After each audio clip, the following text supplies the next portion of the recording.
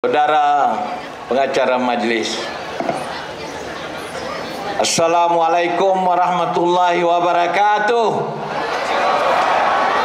Salam sejahtera, salam Malaysia Madani, dan salam Sabah Maju Jaya. Pertama, saya ucapkan terima kasih kepada semua rakyat di sekitar Keningau ini yang hadir pada petang ini. Begitu ramai sekali. Terima kasih banyak-banyak. Begitu juga saya ingin mengalu-alukan kehadiran Presiden Parti Komponen GRS yang hadir pada petang ini.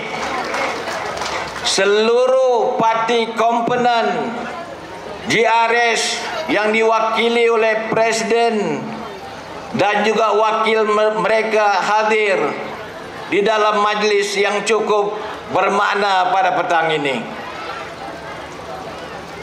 Alhamdulillah, saya bersyukur kepada Tuhan Yang Maha Esa kerana kita dapat bersama-sama hadir di dalam majlis perhimpunan bersama rakyat dalam siri jelajah sayangi Sabah. Dan disinilah di Bandar Keningau ini kita memulakan jelajah sayangi Sabah ini pada hari ini.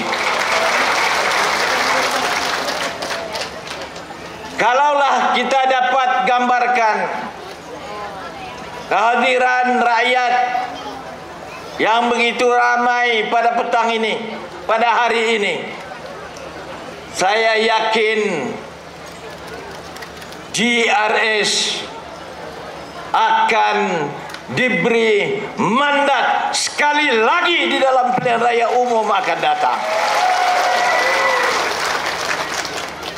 Tuan-tuan dan puan-puan yang saya hormati sekalian, kita tadi telah mendengar ucapan-ucapan daripada pemimpin-pemimpin daripada Gabungan Rakyat Sabah, daripada parti-parti gabungan GRS ini. Kita meraihkan pandangan, walaupun pandangan itu berbeza, tetapi kita meraihkan, kita hormati. Ini proses demokrasi yang akan lebih memantapkan Gabungan Rakyat Sabah ini. Walaupun ada perbezaan pandangan, tetapi itu bukan bermakna perpecahan di dalam GRS ini.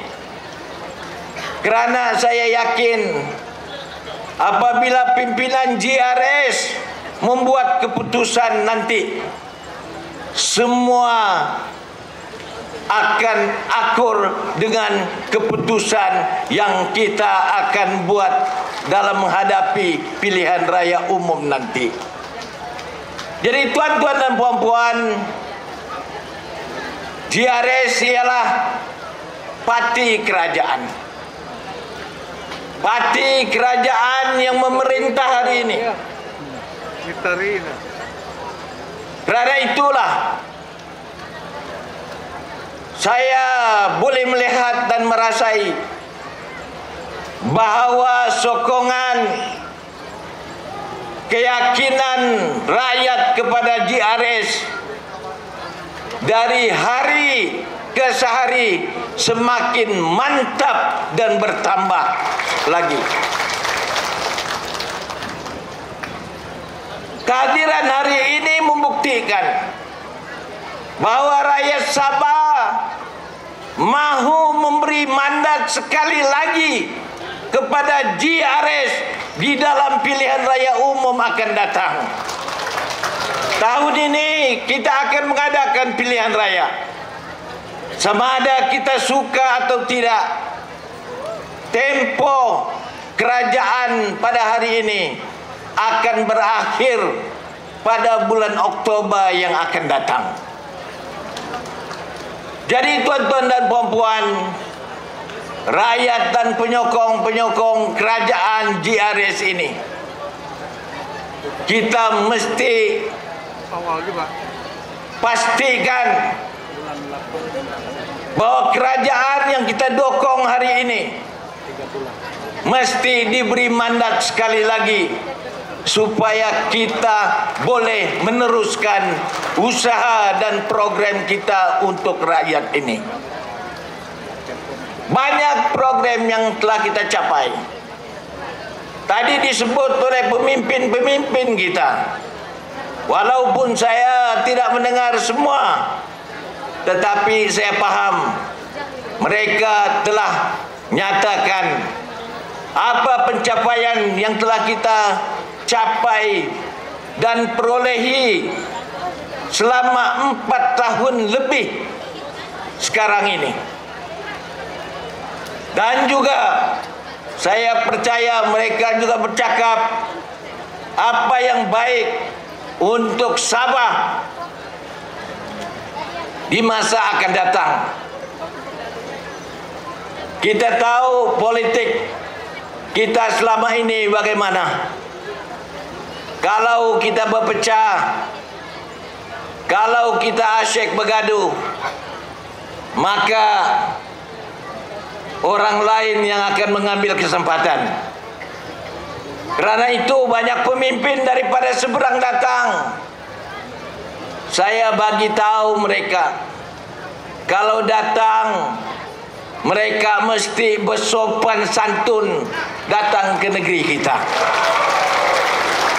Jangan bawa perangai daripada sebelah sana kepada negeri Sabah yang harmoni dan aman damai ini. Saya mau bagi tahu Datuk Hamzah Zainuddin, jangan hina orang Sabah. Jangan hina pemimpin Sabah. Kau cakap orang Sabah, pemimpin Sabah paloi, kau yang paloi. Kalau kau paloi, jangan datang ke negeri Sabah ini. Kita tidak mau pemimpin seumpama ini. Walaupun kita meraihkan demokrasi, tetapi budaya orang Sabah lain sedikit daripada kamu di sebelah sana. Kalau kamu di sebelah sana maki hamun, makilah kamu sampai bila-bila.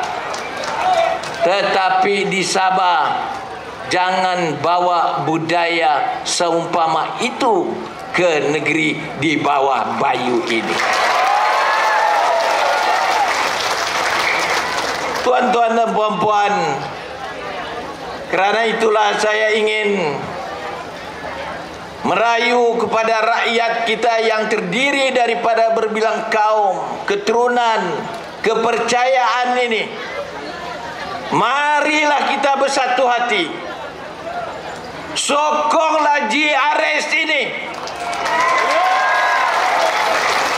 GRS ini terdiri daripada parti-parti daripada tempatan kita. Kalau parti tempatan 8 sudah bergabung ini, saya tidak percaya kita boleh kalah di dalam pilihan raya. Tidak mungkin. Dengan kejayaan dan pencapaian kita 4 tahun ini, tidak mungkin kita gagal di dalam pilihan raya. Yang penting kita bersatu hati. pemimpin di hadapan ini, presiden-presiden, mesti bersatu hati.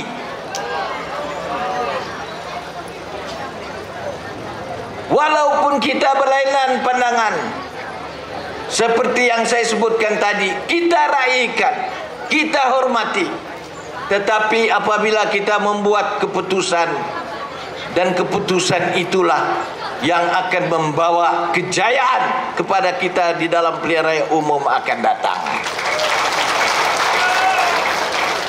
Kalau saya cerita kejayaan dan pencapaian, memang terlalu banyak yang dapat kita capai dan jayakan. Belum pernah dilaksanakan oleh kerajaan-kerajaan yang terdahulu di negeri Sabah. Kita berjaya kerana kita mempunyai hala tuju yang jelas. Dan daripada hala tuju inilah kita dapat membangunkan ekonomi negeri Sabah, yang apabila kita ambil berada dalam keadaan yang negatif, bukan saja akibat COVID, tetapi akibat pentadbiran kerajaan yang lalu.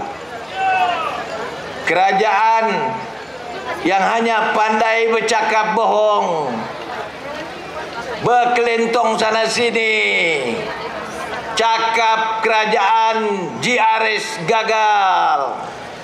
Tapi apa mereka buat? Walaupun 2 tahun setengah, 2 tahun setengah tidak mungkin tidak ada satu hala tuju atau dasar untuk pembangunan Sabah. Mereka tidak dapat laksanakan, tidak ada, melainkan membohongi rakyat, menekan rakyat, juga membalas dendam kepada orang-orang tertentu apabila mereka mengambil alih tampuk kerajaan. Tetapi Haji Ji dan kepimpinan di hadapan ini, ada kita membalas dendam kepada mereka? Tidak ada. Kerana itu bukan budaya kita. Kita mau memajukan Sabah, kita mau memperbanyakkan aktiviti ekonomi untuk orang Sabah, supaya anak-anak Sabah mempunyai peluang di masa akan datang. Itu yang kita mau buat, supaya mereka mempunyai peluang hidup di dalam negeri mereka sendiri. Ini yang kita buat selama lebih 4 tahun setengah ini. Bukan kita meminta puji, tetapi disebut tadi oleh kepimpinan, kita dapat angkat ekonomi kita, pendapatan negeri kita daripada 4 bilion sekarang kepada 7 bilion. Dan daripada hasil ini kita kembalikan balik kepada rakyat kita dengan pelbagai program bantuan dan juga pembangunan, termasuk menyelesaikan masalah yang kita warisi daripada mereka, yaitu masalah bekalan air. Ini saja yang disebut atau diwar-warkan di dalam media sosial. Ini masalah daripada dulu, bukan waktu 4 tahun ini. Tahukah saudara-saudara semua, apabila mereka mengambil alih kerajaan, dia orang potong kontraktor atau konsesi yang menjaga air ini. Ada 7 syarikat dia orang potong, dan kita kena bayar kerana mereka bawa pergi mahkamah. Kita kena bayar 315 juta ringgit. Bayangkan, tidak tentu pasal, mereka potong kerana perasaan dendam kepada orang-orang tertentu. Akibat kerajaan rugi 315 juta ringgit. Bayangkan kalau 315 juta ringgit itu kita bagi kepada rakyat. Habis itu dia orang serah kepada jabatan air. Sudahlah di jabatan air untuk mengurus loji-loji ini, mereka juga lantik kontraktor. Dan daripada kontraktor mereka itulah apa yang kita perolehi sekarang ini.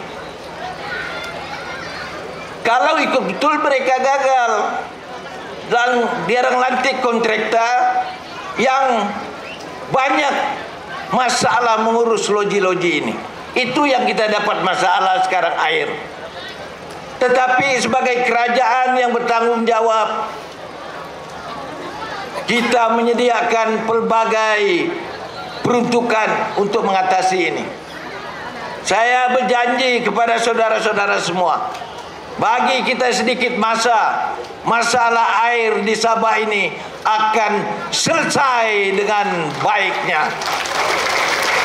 Sekarang pun peruntukan sudah kita bagi untuk mereka melaksanakan dan upgrade kita punya loji-loji ini. Jangka masa panjang kita bina ampangan yang boleh bagi air 6.000 juta liter satu hari. Sekarang sedang dibuat di Ulu Padas. 6.000 juta liter satu hari untuk jangka masa 80 hingga 100 tahun akan datang. Dan loji-loji akan kita bina di Sepitang, Kuala Penyu, termasuklah untuk Kota Kinabalu nanti. Kerana pemakaian air yang banyak ialah di Bandaraya Kota Kinabalu.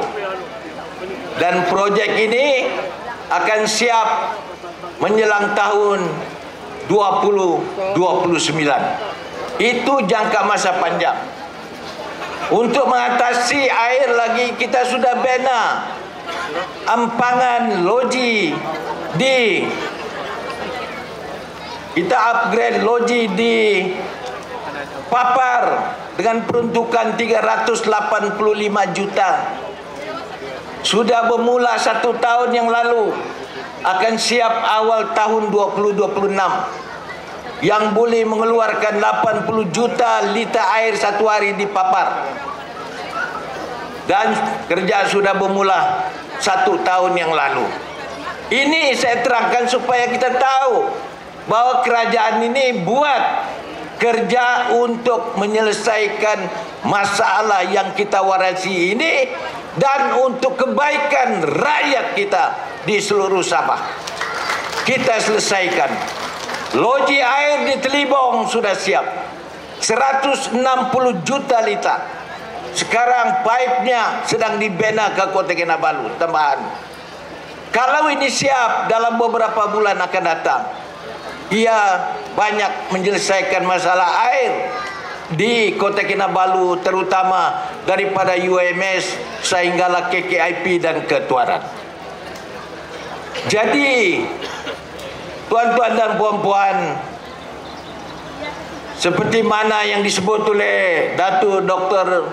Jeffrey tadi, jangan kita terlalu terpengaruh dengan sebaran fitnah pembohongan melalui media sosial ini. Kerajaan ini adalah kerajaan yang bertanggung jawab. Kita buat yang terbaik. Belum pernah dalam mana-mana kerajaan, dalam bidang pendidikan, pembangunan modal insan, mulai tahun lepas kita lipat gandakan lagi peruntukan untuk beasiswa dan pinjaman untuk rakyat kita. Itu pun memang tidak cukup.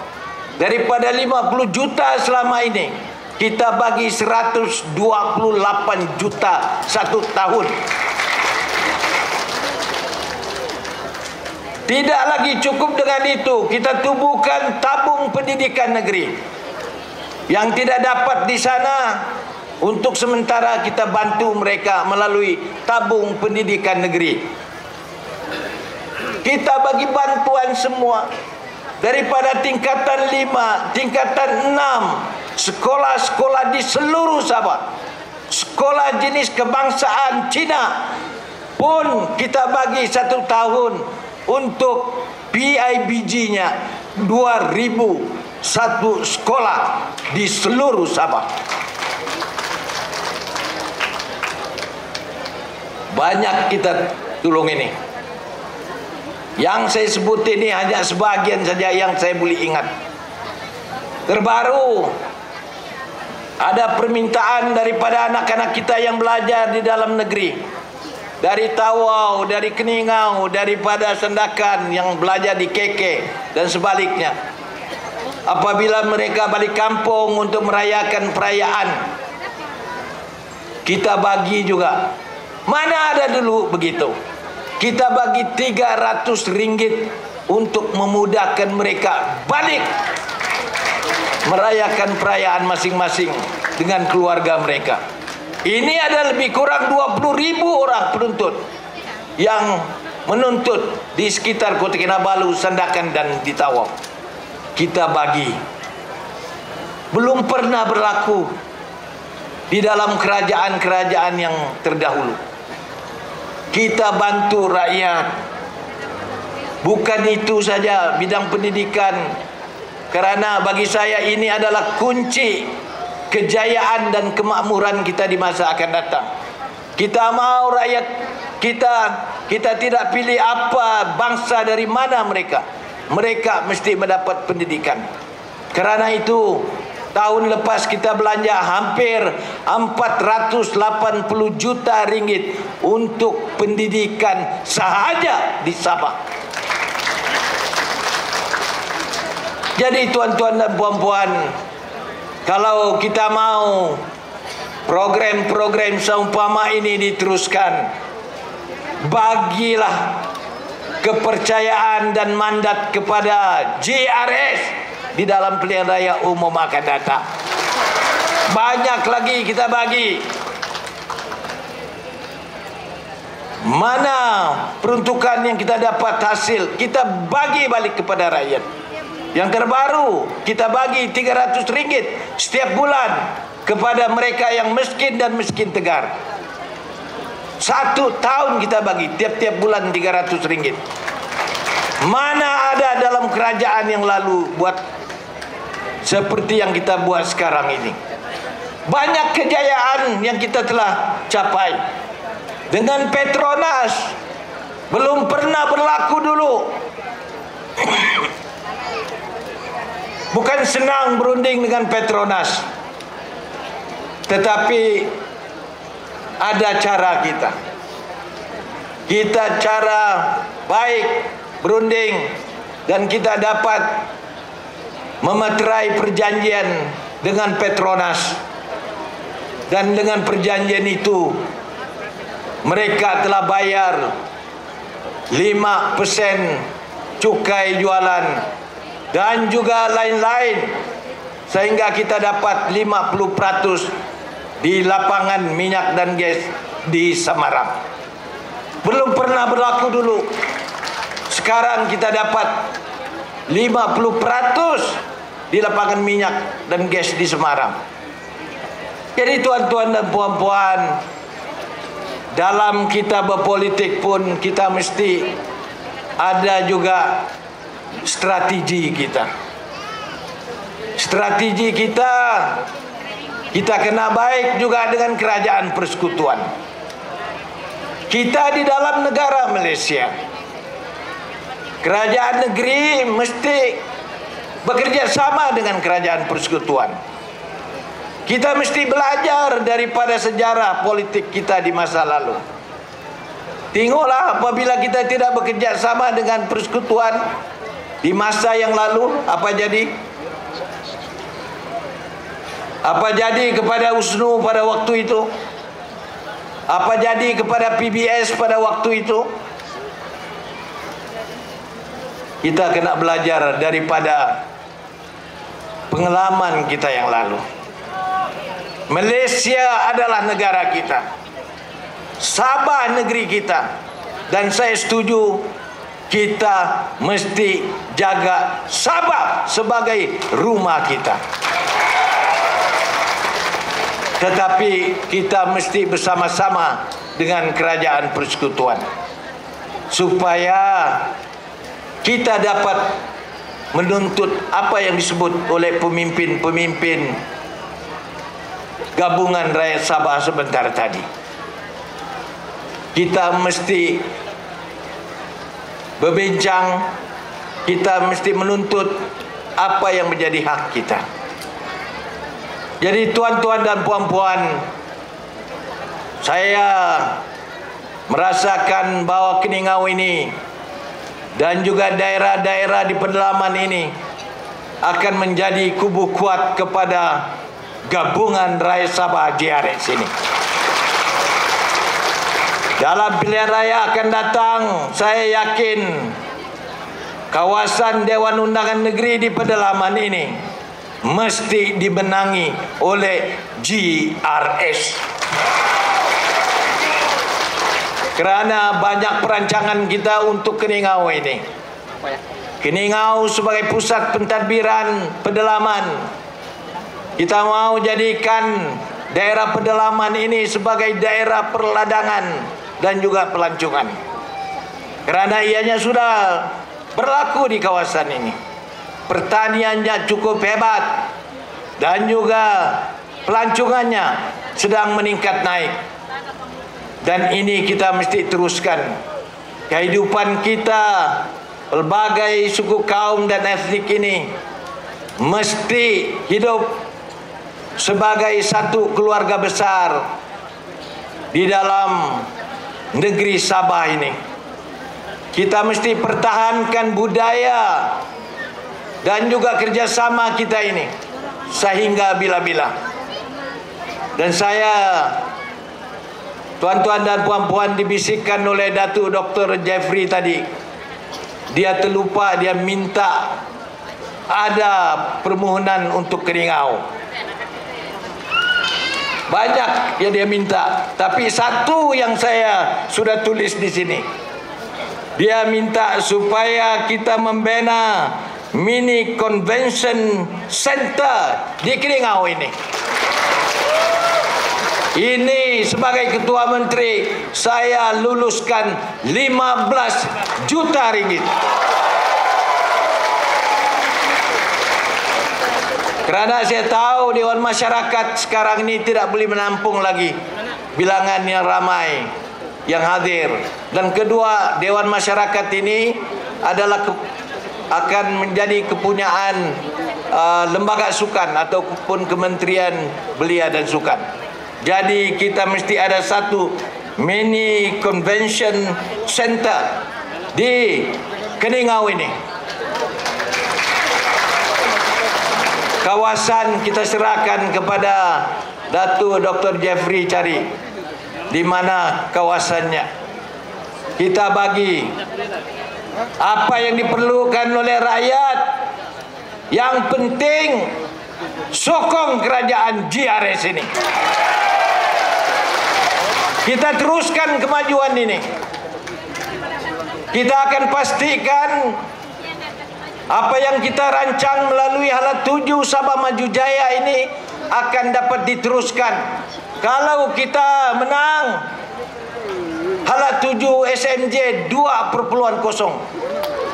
sekarang 1.0,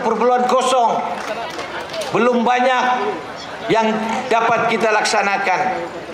Perlu 5 tahun lagi baru kita dapat laksanakan apa yang terkandung di dalam Hala 7 SMJ Sabah Maju Jaya ini.